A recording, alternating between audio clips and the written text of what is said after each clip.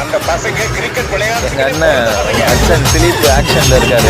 அவர் ஆட்டத்தை பார்க்கணும். என்னமா ஆட்டம் தான். இவரை தாண்டா நம்ம இந்தியன் டீம்லேயே சேர்க்கணும். இவர் இன்றைக்கி பார்த்தீங்கன்னா எம்என்சிசியில் பெரிய தலை.